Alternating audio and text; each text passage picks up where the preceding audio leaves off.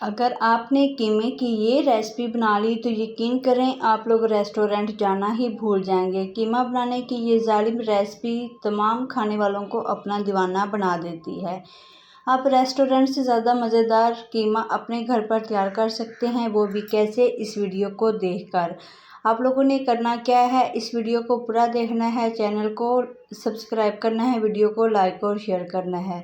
तो चलें फिर इस मज़ेदार सी रेसिपी को बनाना शुरू करते हैं।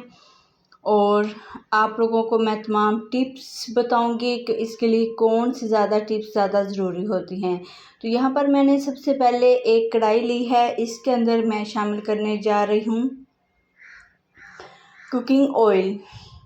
जब भी रेस्टोरेंट में कीमा जो हम खाने जाते हैं उसका जो स्वाद होता है, उसका जो टेस्ट होता है थोड़ा सा डिफरेंट होता है। इसके साथ ही मैंने गरम मसाला मिक्स, साबुत दालचीनी के टुकड़े और लाल टमाटर शामिल करके अच्छे से 5 से 6 मिनट इनको फ्राई किया है। अब इसमें अदरक और लहसुन का पेस्ट शामिल किया है। अदरक और लहसुन का पेस्ट हम 5 से 6 मिनट अच्छे से फ्राई करेंगे ताकि इसकी एक अच्छी यम्मी टेस्टी खुशबू वायरल हो जाए, पूरे किचन में इसकी खुशबू फैल जाए। यहाँ पर मेरे पास बॉयल किया हुआ आधा किलो बीफ का कीमा है। इसको मैंने बगैर उसके लिया है, चर्बी के लिए है, ये चर्बी वाला नहीं है। और इसके साथ 2 दिन मैंने हड्डियाँ भी डलवाई हैं, क्योंकि हड्डियाँ जो हैं कीमे में डालना एक तो लाजमी होती हैं। तो यहाँ पर कीमे को फ्राई करने के बाद मसाले शामिल कर रही हूँ। हल्दी शामिल किया, लाल मिर्च का पाउडर और देगी गरम मसाला मैंने शामिल किया है। कोई मैं इसमें एक्स्ट्रा मसाले और इजाफी मसाले नहीं शामिल करूँगी। और इसको हम 5 से 6 मिनट अच्छी तरह भूनेंगे कि ये जो मसाले हैं हमारे अच्छे से फ्राई होने के बाद घी छोड़ दें और मसालों की खुशबू किचन में फैल जाए। यहाँ पर मैंने साबुत काली मिर्चें शामिल की हैं, आप लोग इसका पाउडर भी शामिल कर सकते हैं, लेकिन एक बात का ख्याल ज़रूर रखें कि जो काली मिर्चें साबुत हम डालेंगे तो उनका टेस्ट थोड़ा डिफरेंट होगा और जो पीसी हुई डालते हैं उनका टेस्ट अलग होता है। तो यहाँ पर मैंने हाफ़ कप दही का शामिल किया है।